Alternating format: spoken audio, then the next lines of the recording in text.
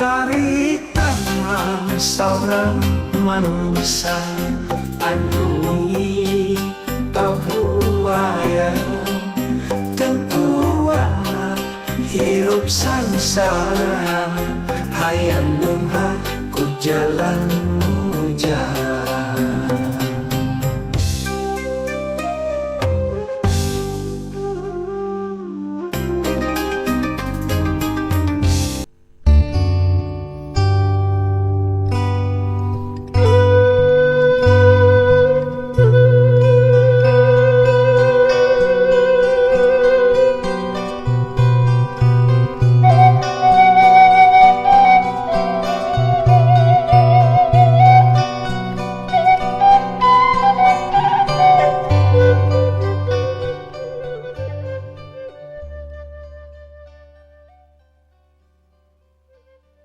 Assalamualaikum warahmatullahi wabarakatuh. Sampurasun pemirsa Mancomania dimana bae ayana, salam dunya. Waluya dongeng suna, waluya kisuna. Wilujeng wengi, wilujeng patepang dang uday sareng aki para mancowar salam dunya. Dina acara dongeng dipancar luaskeun ti Kandaga Mancomania YouTube. Urang neraskeun pamirsa hanca anu katunda nyaeta lalampahan Mang Kosim dina jejer carios nog wadalnya ayeuna nincak dina bagian anu ke-14. Dan api episode ke-14 ya dongeng rekan aki nyalira di dongeng kenogi ku aki mugi wae tiasa janten panglipur kalbu pangmebrah kana manah pangrepeh kana hate. Sasieun sabanjeureuna atuh aya hikmah anu tiasa dicanaknya oge tiasa janten pieunteugan urang sadaya dina nggoning hirup kumuh di alam dunya. Mugi-mugi pamirsa sadayana tetap dipaparinan kesehatan lahir sinareng batina, jembar manahna gampil rizkina serta tebih tina balai. Amin ya robbal alamin. Sadacan aki medar dongeng. Mangga ulah asa-asa kangge anu nemean manco nemean ngadengkeun ya dongeng di subscribe heula. Ditoel tombol loncengna supados aya notifikasi upami aki neraskeun hanca dongeng. Hatur nuhun kanu parantos subscribe, like, komen, oge nge-share dongeng-dongeng aki urang krieuh di dongengna parsamakna sor bajigur sareng ngawugna. Mangga kaparayun sadayana prung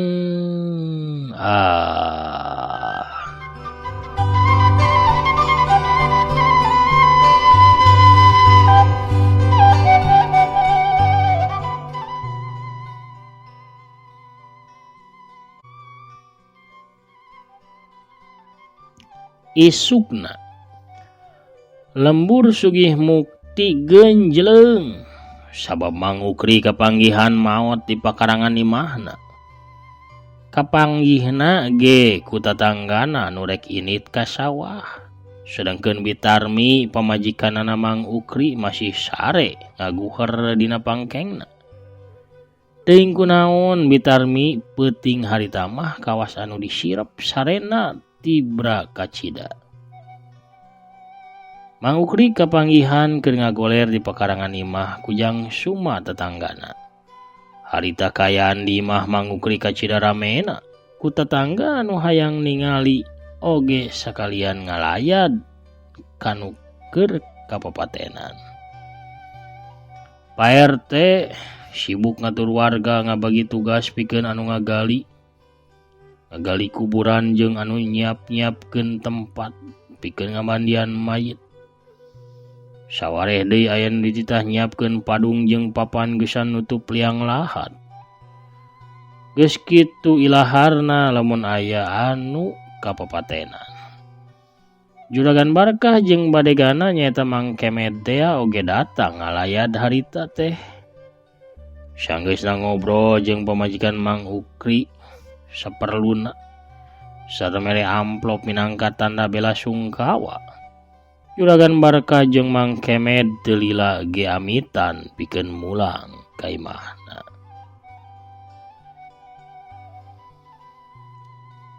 Sawaktu Juragan Barkah jeung Mang Kemet ninggalkeun bakarangan imah Mang Ukri, reg motor Vespa warna telur asin teh eureun di hareupeun pisan Juragan Barkah jeung Mang Kemet. Motor Vespa teh ditumpakan ku Mang Kosim. Anu ngahaja datang ka imahna Mang Ukri sanggeusna nyokot emas pamere Dewi Makarawati di saungna sarta disimpen heula di imahna. Gening, Kemet. Cager ilaing med. Masih Rudin bae euy. Lain masih digaji teu digawe jadi badegade euy. Uyuhan. Satya nunutur dunungan anu rek bangkrut. Cek Mang Kosim. Bari turun tina motorna tuluy nyetandarkeun motorna. Beungeut Mang Kemet katempo euceuy beureum. Leungeun katuhuna geus ngaragamang kana perah badaugna anu tara leupas tina cangkengna. Kamana bae manehna init. Mang Kemet mah nyoren bae badaugna.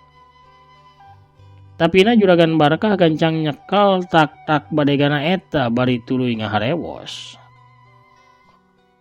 Ulah nyeun ribut di dieu med karunya euy dulur kuring keur kapapatenan. Badina cuma rea jalma paling ge atuh. Loba nu misah med mun rek ngarah si Ukri mangke we pegat di tempat anu suni euy.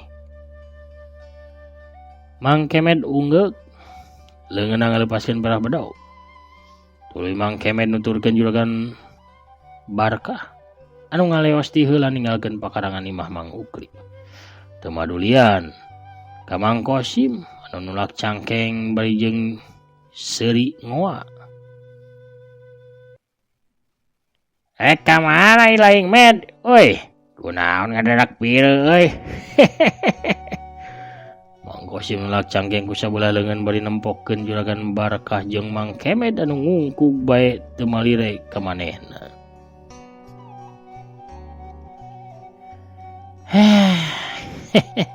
Rungsing meureun pipikiranna da sakedeung deui ge manehna teh bakal walangsak. Lantas Mang Kosim bari gogodeg.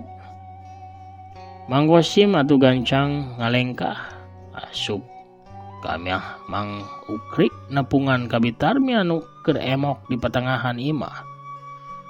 Paromana katampo sedih, Cipanon oge masih ngacelakan. Tada teuing sedih nada puguh asa diheulang atuh.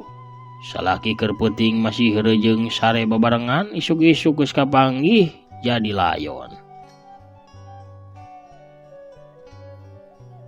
Layon Mang Ukri harita keur dimandian di bibir imah. Di tengah imah ukur aya bitarmi jeung tatanggana anu harita keur nyiapkeun boeh. Heuceu, kuring deh milu sedih. Mani asa dibentar gelap ngadenge beja ngeunaan Mang Ukri teh. Kuring asa kaleungitan pisan da puguh Mang Ukri teh sobat dalit kuring tiba heula mula. Kumaha tadina kajadianana teh ceu? Nagering naon Mang Ukri teh atuh. Da minggu kamari teh apanan masih ngobrol jeung kuring ge di dieu. Puguh asa diheulang euceu teh Juragan. Da teu geuring heula.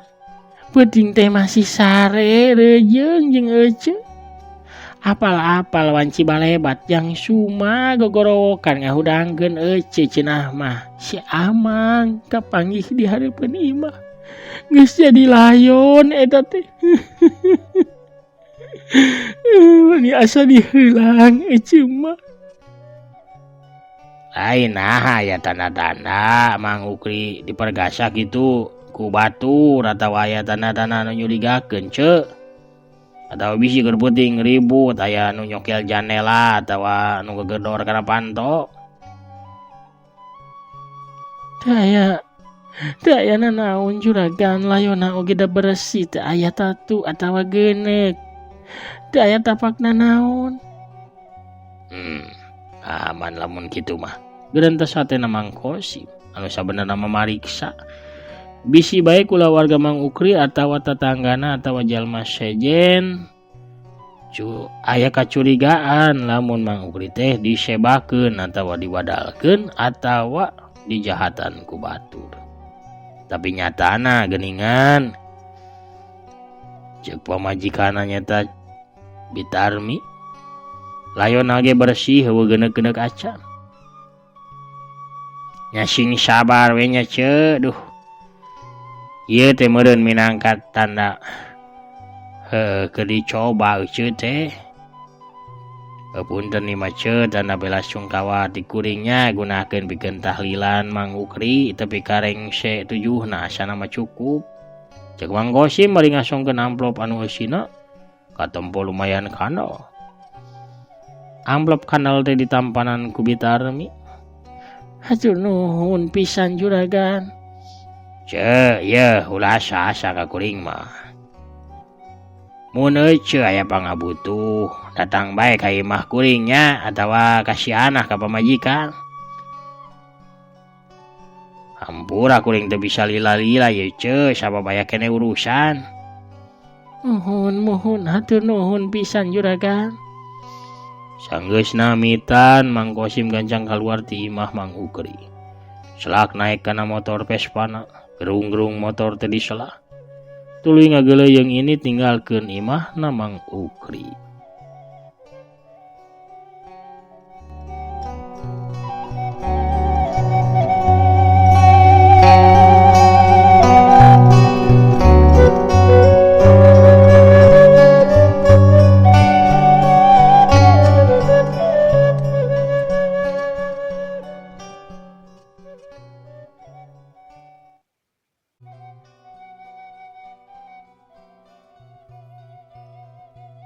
Wanci pecat sawed.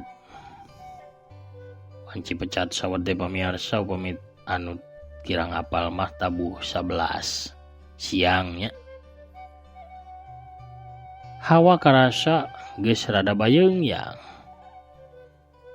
Di saung nu aya di sisi balong bogana juragan Barkah anu teu pati jauh ti imahna.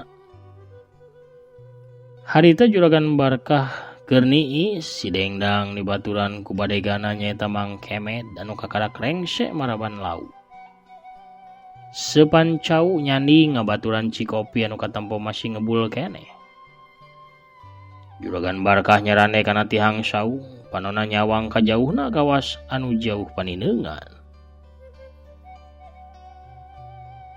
Ulah teuing ngalamun gan teu sae.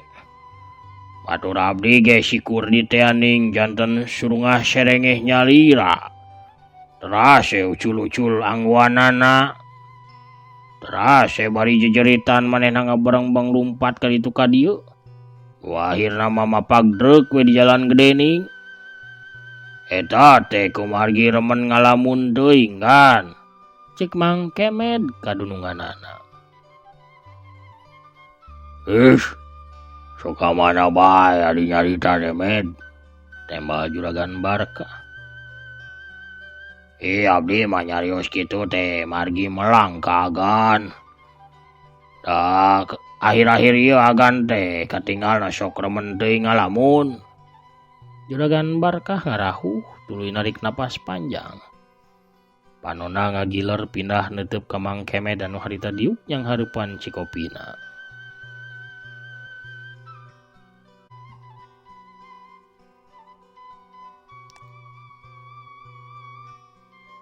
Waktu-waktu ayeuna mah asa seunggah kuring teh med disabrak si Kosim nyaingan usaha kuring. Usaha teh asana kana beuki mundur lain beuki maju med. Para patani geus sembung sigana teh ngajual hasil dadanena ka kuring. Pon kitu deui rombongan anu digarawe paradina gawena ka si Kosim. Hiji-hijina andalan kuring nyaeta Mang Ukri. Kalah ka maot geningan. Aduh geus seboga andalan kiwari mah kuring teh. Pasti anak buahna Mang Ukri teh bakal parinah ka si Kosim. Da Satyaso teh ka kuring ku sabab nurut ka Mang Ukri. Sigana kari nungguan bangkrutna we kuring teh med. Atau pasti kitu kan. Bari teu kumaha ngaralihna para patani sareng pada maka si Kosim kan. Harga meser tatanena punjul langkung awis siagan. Upah bayaran kulina oge sami kan langkung ageung ti upahagan. Dulu anjeun boga saran teu pikeun ngalawan si Kosim.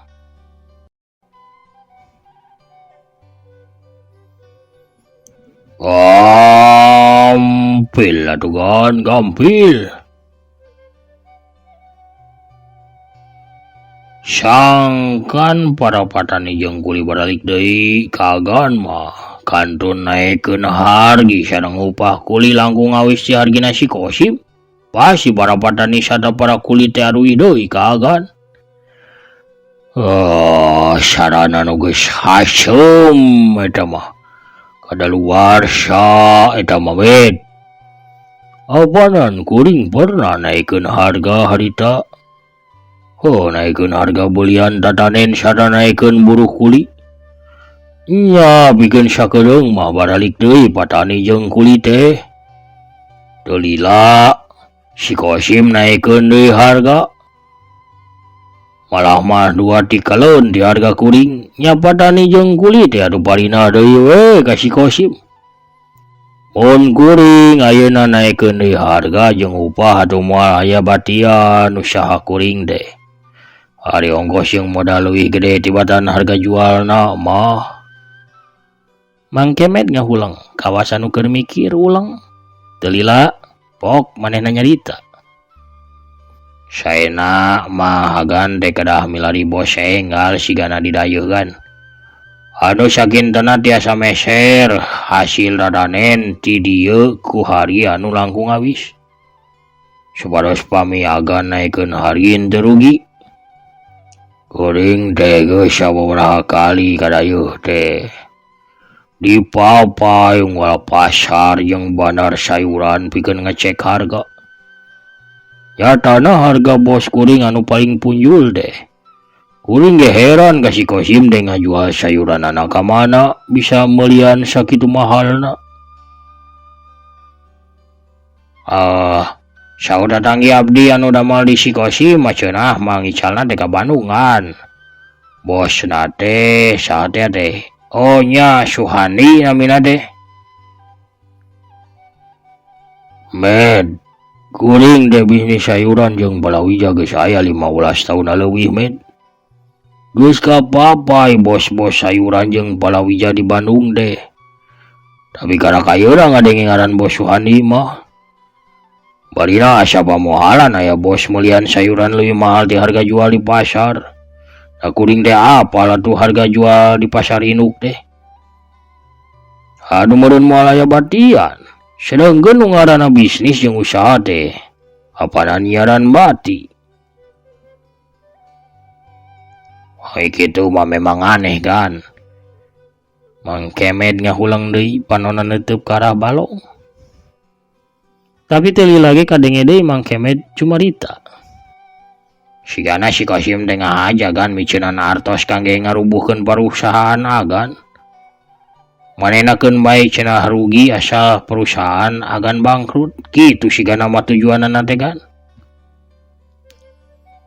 Ya kuring ge nyangka kadinya med. Sigana si Kosim nyeri hate tuluy neuteuli neundeun dendam ka kuring. Maneh sih make neunggelan si Arman anakna si Kosim sagala rupa. Har itu nah abdi anu dilepatkeun kan abdi mah mau ngalaksanakeun tugas di juragan isi kan. Dan namina oge badega. Kedah tumut panginten kadunungan.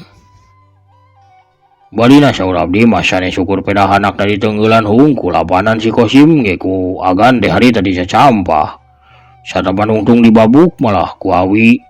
Tapi ka manehna kapiuhan dea. Mang Kemet ngabela diri mung meureun disalahkeun kitu bae mah kudununganana. Dibalikeun kitu mah juragan Barkah teh teu nemal. Manehna kalah ngaharuk alum rumasa salah meureun dina hatena. Bari panonna tuluy neuteub lauk anu ting kucibak di balong. Pok juragan Barkah nyarita deui ka Mang Kemet. Dirasa-rasa mah memang kuring ge salah, Med. Ngahina kamalinaan teuing ka si Kosim jeung anakna. Ajeun boga henteu bong bolongan, Med, bikin meneran hubungan kuring jeung si Ukri, jeung si Kosim. Salaresna mah babari pisan kan, mung bae agan kedah nurunkeun heula sakedik harga diri agan. Walon Mang Kosim teu wani pok langsung, teu wani pok sang nyaritana. Maksud anjeun teh kuring kudu minta hampura ka si Kosim gitu. Juragan Barkah mindahkeun paneteupna kiwari melong ka Mang Kemet. Anu diplong ungeuk.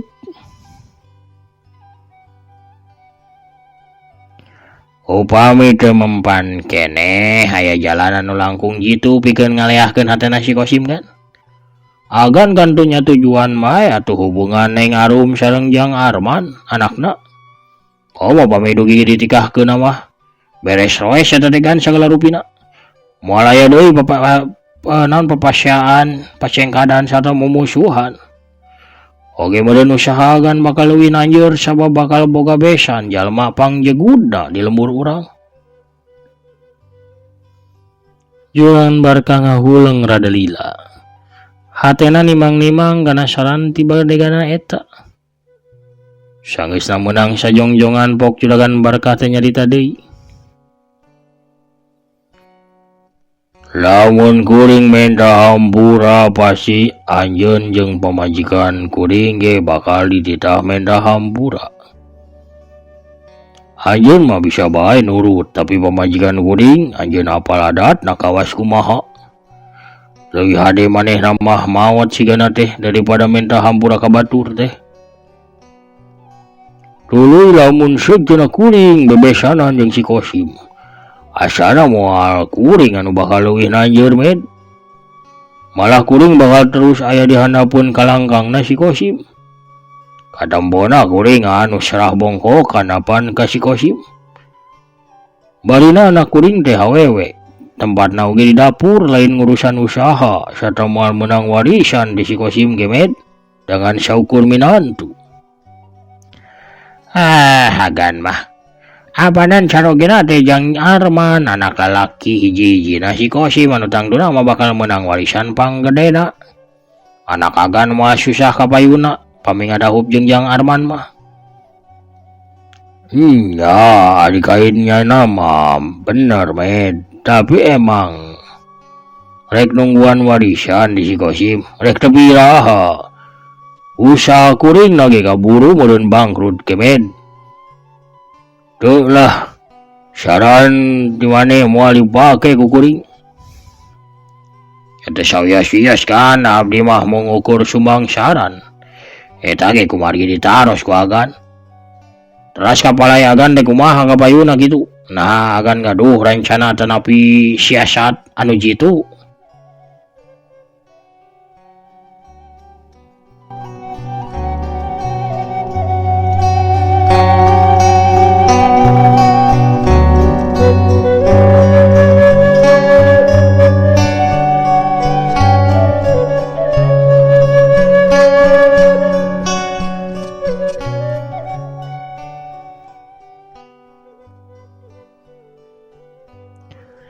Sanggeusna ngahulang sababaraha kedapan Juragan Barkah kakarak nyarita kabadegana.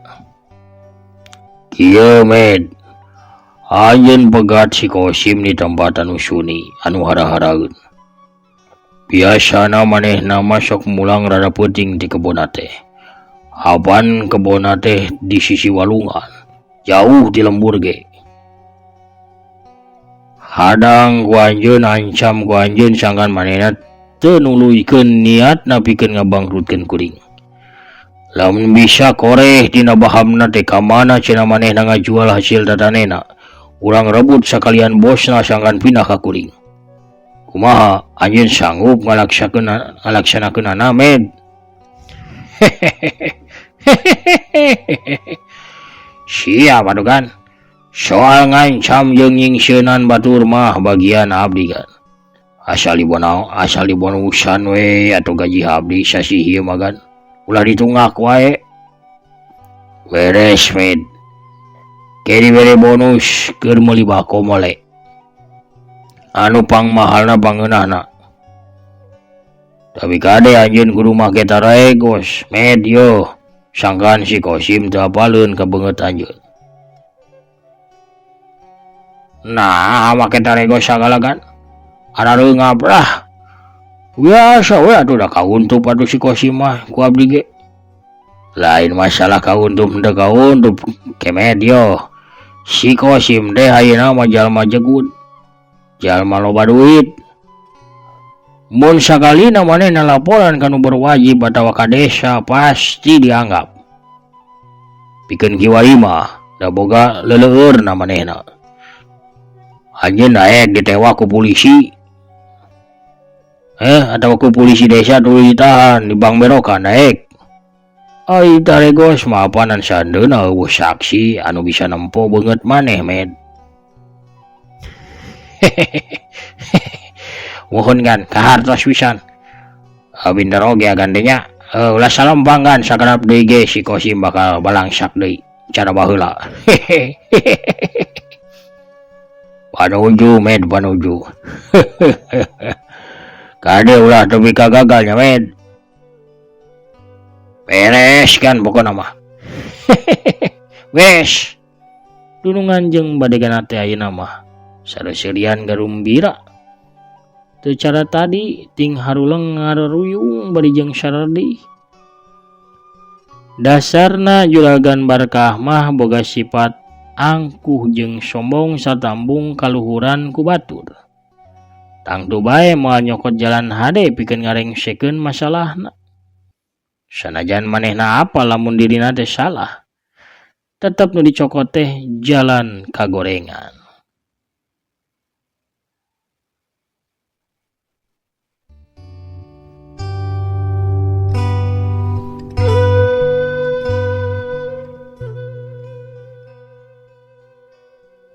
Dina kayan kitu hiji bayangan ngolebat di satu kangen saungna Juragan Barkah. Kolebat cileg. Saterusna lempang lalaunan ka hareupeun Juragan Barkah jeung Mang Kemet. Si horeng nu datang des saurang awewe tengah tuwuh di samping jangkung make kabaya beureum leungeun kencanang elek boboko sedengkeun leungeun katuhun manyek lanyiru anu disuhun dina luhur sirahna. Eleh nuju nararaon ieu teh ieu agan ieu sareng Mang Kemet. Ieu deh sigana galumbira naker kadanguna teh nya. Da manis sari-sirian kitu. Atuh ari nuju seueur acis mama enggak diborong. Ieu awug ibina tah hanet keneh raos. Amis kareueut matak dedeyeun geura. Tah ieu kukurawu alias urap jagong nasok mangga. Diborong gan ieu ulah saasanya. Supados kangge eta teh rencang ngopi. Bohara pamirsa. Kuno rojolna Bisarwiti. Urang cekapkeun heula dongengna dugi ka dieu.